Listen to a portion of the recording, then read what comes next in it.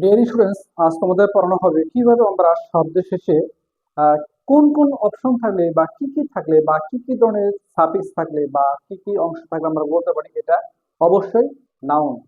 Parts চেনার ক্ষেত্রে আমাদের কিছু উপায় বা সূত্র যদি আমরা একটু আয়ত্ত করি সেই ক্ষেত্রে অতি সহজে আমরা বলতে পারবো এই শব্দটা নাউন, এই ওয়ার্ডটা নাউন।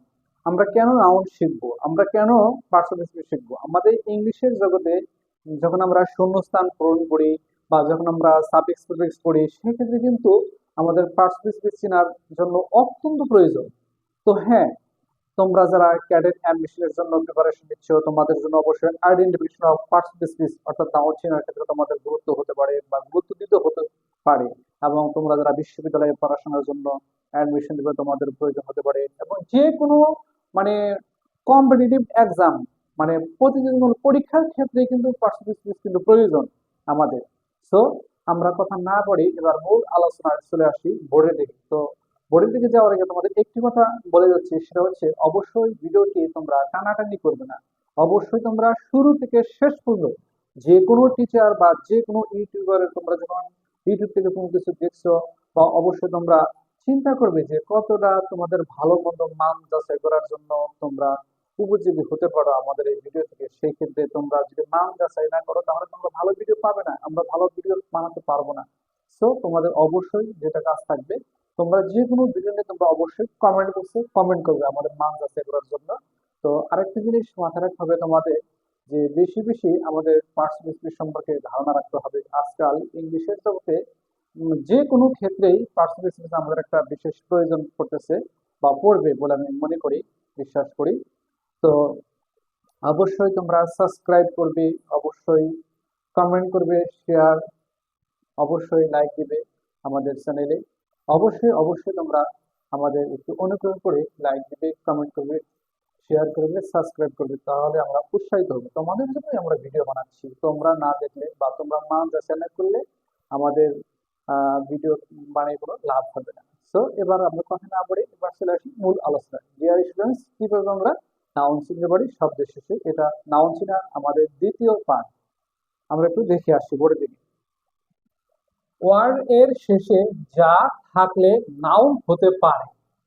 8 নাম্বার, আমরা এর আগে আরেকটি পার্ট শেষ করে আসছি 1 থেকে 7 পর্যন্ত। এবার হচ্ছে 8 নাম্বার, ওয়ার্ড এর শেষে আইসিএস এক্স থাকলে নাউন হবে। যেমন physics, physics, politics, economics, civics, এইভাবে আমরা অনেক অনেক ওয়ার্ড আরো বলতে পারি যে আই আইসিএস থাকলে সেটা অবশ্যই নাউন হবে।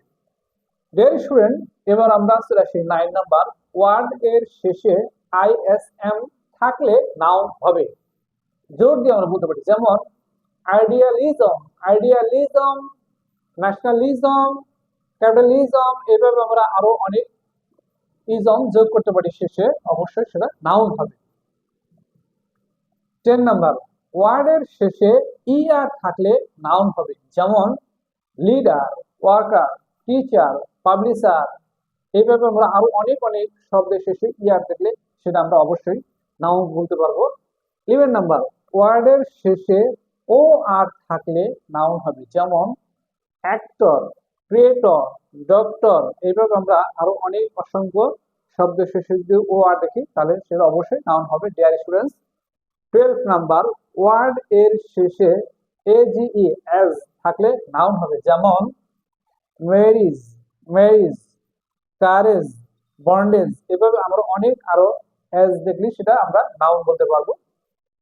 13 নাম্বার, ওয়ার্ডের শেষে আইএএন, আইএএন থাকলে নাউন হবে। যেমন ফিজিশিয়ান, ফিজিশিয়ান, পলিটিশিয়ান, টেকনিশিয়ান, এভাবে আরো ইয়ান থাকলে সেটা আমরা জোর দিয়ে বলতে পারি, এটা অবশ্যই নাউন। তো লাস্ট নাম্বার 14, ওয়ার্ডের শেষে সিই থাকলে নাউন হবে। যেমন sentence, importance, competence. Dear students, এইভাবে আরো নাউন চেনার জন্য আমরা তৃতীয় পার্ট দেখার জন্য তোমাদেরকে আহ্বান করে রাখি। আমরা অবশ্যই এইভাবে যদি আমরা নাউন চিনতে পারি বা বুঝতে পারি তাহলে দেখা যাচ্ছে প্রত্যেকটা পার্সন আমরা এইভাবে চিনার কিছু সূত্র বা ফর্মুলা তোমাদের জন্য ভিডিও নিয়ে আসছি। নেক্সট টাইমে তোমরা সে ভালো থাকো, সুস্থ থাকো। Thank you my dear students.